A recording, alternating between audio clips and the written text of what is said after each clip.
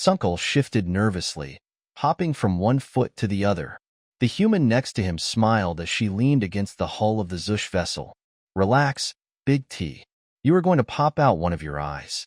Sheila chuckled as she took a deep drag on her vaporizer and exhaled, blowing vapor rings. A state of relaxation is impossible, Sunkel said miserably. I am unused to criminal endeavor. We aren't equipped for crime, unlike you humans. And yet here you are.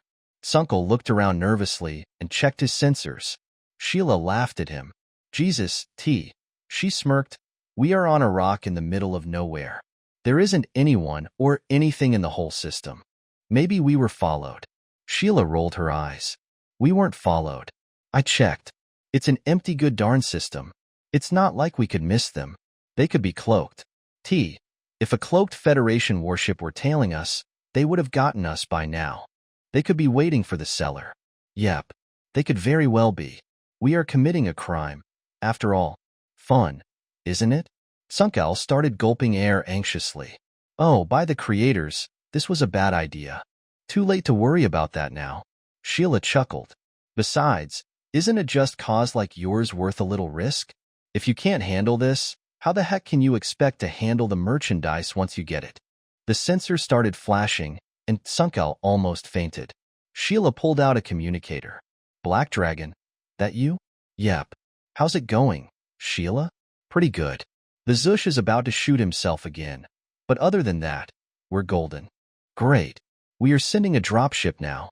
Sheila turned to Sunkel. See? You worry too much. An angular black ship came into view, and Sunkel started an alarm. That's a Raven. Sheila laughed at him. Yep. Good call. That is indeed a Raven-class assault lander.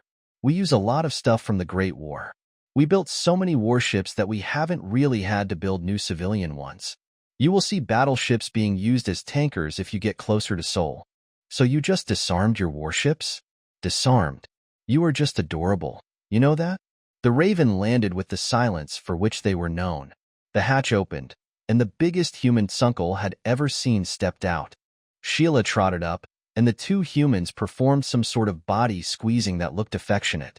The big human looked over at Sunkel. That the buyer? Yep. This is Tia T. This is Johnny. It is an honor to meet you, Mr. Johnny. You got the money? Sunkel was startled by the abruptness, but he reminded himself that he was dealing with humans, and with the criminal element at that. He nodded and produced a small data crystal. Johnny took the crystal, scanned it, and whistled. It is an honor to meet you too, he replied, and then headed towards the open hatch of the lander, beckoning for them to follow. I have a wide selection of goods, and I think you will be quite pleased, he said with a smile. Johnny opened a crate. Inside were rows of automatic rifles. He picked one up and tossed it towards Sunkel. Sunkel grabbed at it, almost letting it fall to the deck. What you have there is the Terran Classic, the AK-47. These have been in use for over 1,000 years, and there is a reason. Your physiology is close enough to ours that you should be able to use them with no modification. 30-round magazine, reliable, completely chemically powered, and will tear right through a personal deflector. They won't show up on sensors, at least at first. We also have armor-piercing rounds specially designed for standard combat armor. Right through the screen, then right through the vest. Holy shoot, are these relics? Sheila asked as she caressed one fondly. You think I would be selling relics to a non-human? These are old stock from early Independence War production runs on Terra. That is why they have the wooden stocks. We were running low on polymers there for a couple of years. Can I have one? Johnny tossed her an AK, and she squealed in delight. Johnny grinned over at a stunned Sunkel and opened another crate. These are Model 1911. 45 ACP semi-automatic pistols. The high-mass and low-velocity rounds will cut right through deflector belts. The recoil might be a little heavy for a Zush, but you should be able to handle them with practice. Johnny opened case after case of human weaponry showing off shotguns, rockets, and grenades. All of these goodies are completely chemically powered as requested, and all of them are proven effective against Federation, Imperial, and Collective forces, Johnny said proudly. Sunkel gulped anxiously as he looked at the list that his leader gave him. He started hiccuping. And about the... The hiccups got worse, cutting off his ability to speak. Sheila and Johnny grinned impishly. Oh yes. He went to the back and rolled out a trolley with 6 long black polymer cases with bright yellow markings. He opened one. Here they are, he proudly announced. Type 7 tactical nuclear weapons.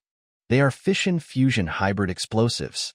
I am sure you are familiar with these babies from the war. More speechless hiccups. These are just the warheads, mind you, Johnny continued. You will have to find a way to get them where you want them to go boom. Sheila sighed nostalgically as she ran her fingers along one of the cases. She looked up at Sunkel with misty eyes. Oh, you will like these. Sunkel was about to pass out. The transaction went smoothly, and several more ravens landed loaded with arms. Sheila inventoried the goods and checked off the shipments. That was actually Sunkel's responsibility, but he needed a little break and was sitting on a crate of AK-47s, breathing heavily into a respirator. Okay, T. You are all set. Everything is bought and paid for.